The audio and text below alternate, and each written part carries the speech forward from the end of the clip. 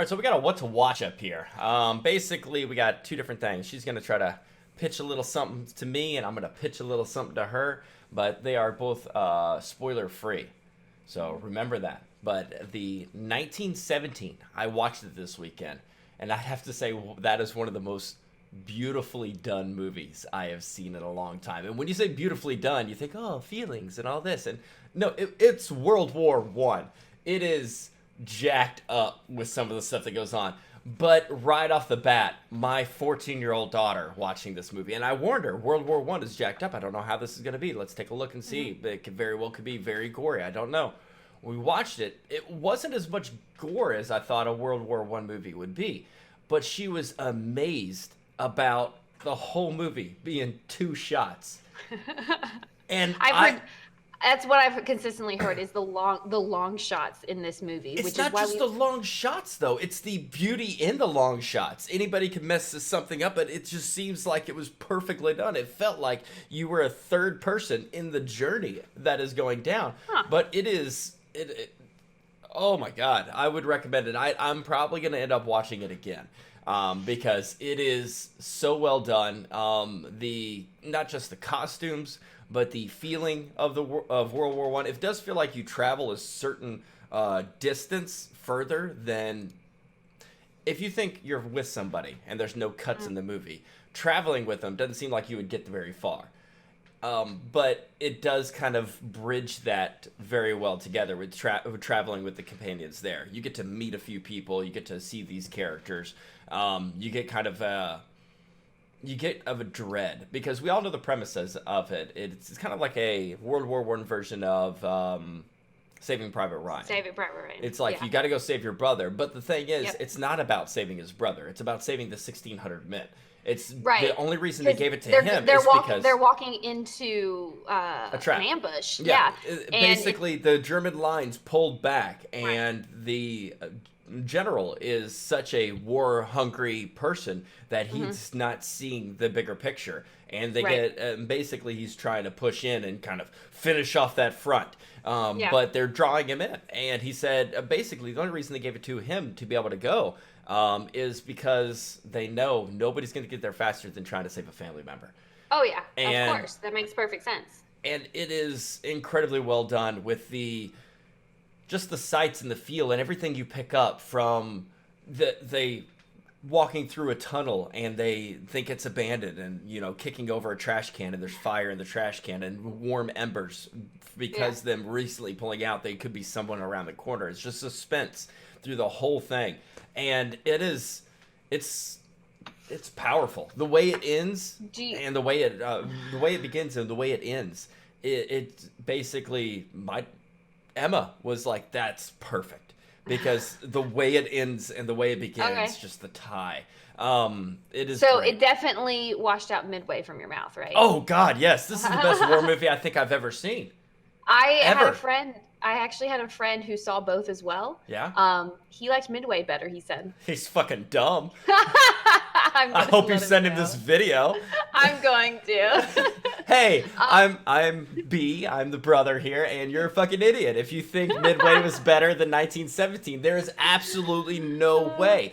I think you have the higher leg to stand on because of all the awards nominations it's getting. Would you actually change? Because we did our Oscar predictions. Now that you've actually seen the movie, you can't change them. But would you want to change some of your guesses? I picked 1917 because I heard it was great, and I trusted what I've heard on it because not only from one source, but everybody who's seen it has agreed. Right. It's not like some movies you'll get a review and you'll hear positive and negative, which means it's personal palette of what you like.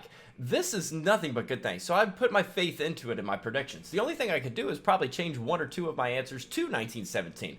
There's nothing I would pull away from it. This movie is one of the best war movies I have seen, period. I enjoyed this. I enjoyed the family camaraderie in Saving Private Ryan where you got to know the characters. There's no characters to get to know in this. It is you on a journey. There is a phenomenal song in it. Legit. There's just... I would recommend if you were thinking about seeing it, go see it, especially in the theaters. It is, beautiful. Grade. Give me your grade. I would give it. Am I going to 1 to 10, or am I giving it a school grade? Whatever you want to do. I would give it an A. Oh my God. I'm Um, telling you, it is great. what? That's the best movie I've seen in What? a long time. Not just war.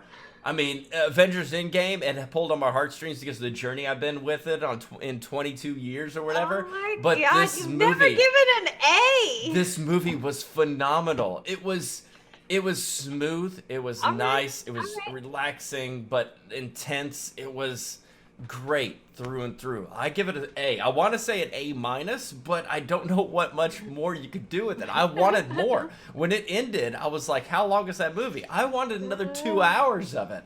I wanted Oh to my goodness. continue. I would give it an A. Yes. I don't. The negative Nancy here.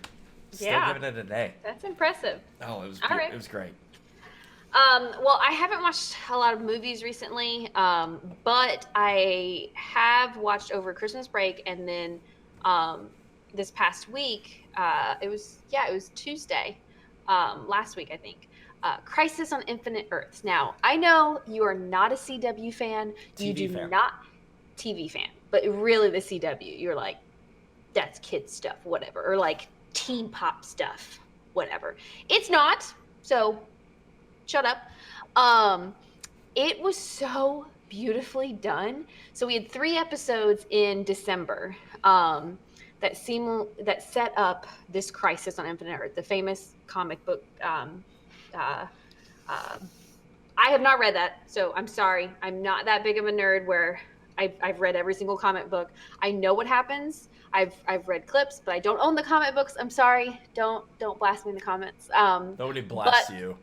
yes, they do. You're protected. Um, but it was really well done. No spoilers, but the way that they kind of wrapped up some characters and gave them their send off was, I thought, was really well done. The way they kind of set up stories for all the seasons to continue, and another spinoff, actually 2 spinoffs coming, was very interesting as well. What I absolutely loved, and I literally screamed like a fangirl every time it happened, was when they brought in all the different Earths, and like you got to see like Titans from DC Universe was Earth 9, and you got to see Doom Protocol. The Flash from the Justice League, Ezra Miller, showed up in the episode, and I'm like, Isn't this a this, spoiler-free review? this, yeah, it doesn't have anything to do with the actual Okay. story. So Okay. story-wise, you're safe, and that's been all over the internet. Okay. But it was absolutely, like, I did not expect that. A lot of the spoilers you knew, like, because we knew that like Smallville's Clark Kent, like Tom Welling was coming back, like that had been in the news recently. Like a lot of these we knew were coming, and I'm just sitting there watching, and all of a sudden, Justice League's Ezra Miller, the Flash, shows up, and I'm just like, what? What? That's like all in the same universe? Like the movies are actually connecting to the TV shows now? Like you're doing that? You're taking that step? Okay. Like I'm surprised here, and how, I don't know how you kept it a secret.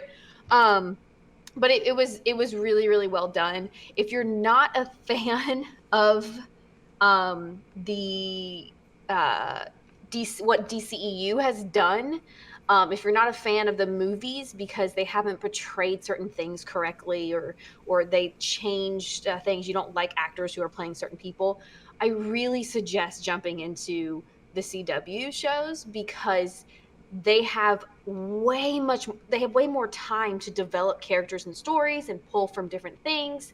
And this gave us like, we had a Bruce Wayne from another Earth that was a dark Bruce Wayne, like a really dark Bruce Wayne.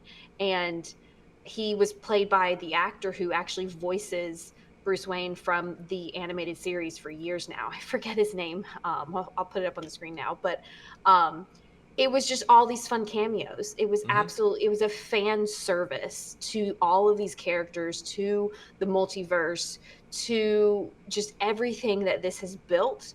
And it set up so much more for us to explore on the small screen. And I'm a big fan of TV because you have so much more time to explore characters and stories. So Okay. I highly recommend it. It was absolutely amazing. I obviously I don't watch any of this whatsoever. I know. It's not my I cup know. of tea, but I did see something about the anti-life equation being brought up towards the end of this. Did you hear anything about that? Wait, the what? Anti-life equation? I don't remember. Okay, I know that's in there, which basically means they're setting up for dark side in the future, which is Oh. and the old gods. I'm sorry, the new gods. So Okay. I'm looking forward to seeing where they go with this. I'd like to be able Mhm. to see if they build a season or two to build to dark side. That would be absolutely Oh, amazing. So. they will. They've spent years, even in season one of The Flash, Hmm. season one, which they're in season like six now or Yeah. something, or season five or six. In season one, in the finale, you see this newspaper pop up that says Flash disappears in crisis. Hmm. They've literally been putting Easter eggs throughout the entire run. Now, granted, the first like two seasons of the Arrow didn't have it because they didn't expect it to do that well. But you have Arrow, you have Flash, you have Supergirl, Legends of Tomorrow, and then you have Batwoman. And then Arrow's ending, but they're having a spinoff, which is his daughter who takes up the mantle, Green Arrow and the Canaries. So you have two different Black Canary. And then Superman is getting his own show, which we like they basically were staying away from the like Trinity, Batman, Hmm. Superman, and Wonder Woman. They stayed away from that on the show for a really long time, until it became so successful. They brought in their own Superman to play on the show, and he's been such a fan favorite now that he's getting his own spinoff with Lois Lane and their sons. Hmm. So it's just continuing to grow, um, and I love the way that they intertwine. But it's like I said, it can be cheesy sometimes, and I think that's why you don't like it.